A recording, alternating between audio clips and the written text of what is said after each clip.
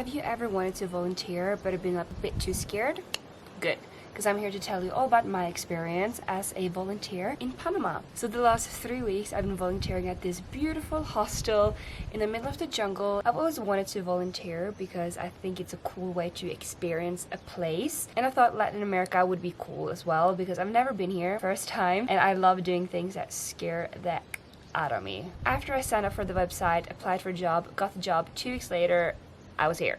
I was so nervous. I'm not even kidding. I was like, what am I doing? I was crying the first night in my bed because I was like, should I really be here? What's going on? The reason I actually volunteered as well in Panama is because I haven't been here, as I said, and it makes me a bit anxious going somewhere I haven't been. So volunteering means that someone is waiting for me. They know that I'm coming. I felt safe in some ways, that, you know, I'm not all alone. When I came to the hostel, it was such like a relaxed feeling. The first day I met all the volunteers that also have been working here. Such like a family feeling straight away. If you've been to hostel, you know what I mean. And I was 3 weeks of work and I have no clue what I'm gonna do. I quickly realized that I do have a lot of freedom here as a volunteer, which is something I need to point out because every volunteer project is quite different. It differs a lot from working a hostel to gardening to working at a farm to work with children. So it all depends on what you want to do. But this hostel, at least,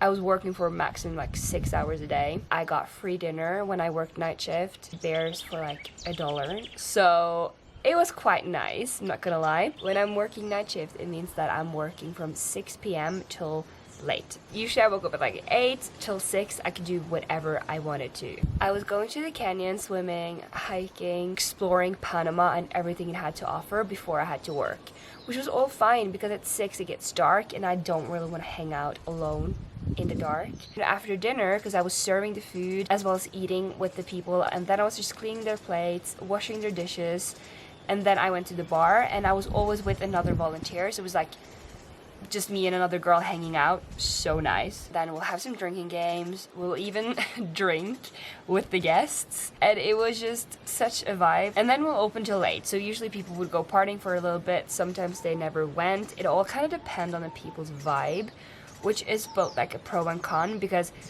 that meant that every night is different, but also every night is different. If you're really tired, you just have to like suck it up. You could also have morning shifts, but I didn't feel like waking up at 7 or 8 every morning, so I had the night shifts. Also, when volunteering, I have some days off. I had Saturdays and Sundays off. I hiked a volcano on my day off, and then I went to Bocas del Toro, which is like the Caribbean Ocean. Today is also my day off, but I'm leaving today, sadly, so I'll spend my day on the bus, I guess. The biggest pro is that you meet good people all the time. You also have so much time exploring Panama, which is amazing. Also the reason I came here, because I want to see Panama, I don't only want to work. The hard part about working at a hostel is that you constantly meet new people and you have to reintroduce yourself and you have to be like on top of your game with energy, and you have to be like, hey, like really outgoing all the time because you work here, so that's a bit much sometimes. So the last few days I've actually been like, not hiding, but I've been like watching a bit of Netflix and just like taking it a bit more chill. Also being in the bar,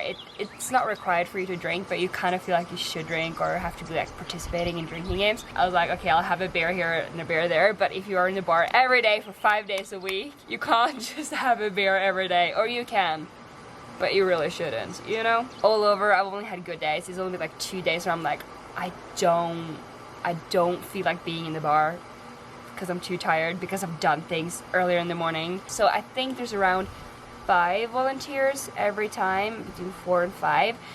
And you just get so close to them. You share so much in such a short period of time. That's something beautiful with traveling in general, I think. The only heartbreaking part is when they leave. So I adore and hate to get to know people on like a certain level, and then they just like, so it's a lot of hello and goodbyes. I had a video call with the owner of the place, and I felt like that was really safe and good, because then I quickly understood kind of how he was working, how the place was working. So I'd recommend at least being in contact with them for a bit before just being like, yeah, this is fine, I'll do it, because you never really know, and there is bad stories, there is good stories. So for me, this was such a wonderful experience. I'll definitely do it again, and hopefully it will be just as great as this time. I'm working at Lost and Found. It's a jungle hostel in Panama, which I think I mentioned like 3 times, but that's the charm of it. It has a lot of hammocks. I've been chilling here. I've been doing yoga. I've been finding myself. Okay, that's a bit too far, Sunny. If you're considering it, do it. If you're nervous, still do it, because I was so nervous that I even cried the first night I was here because I was like, what am I doing? Anyways, that was my start to 2023. Bye.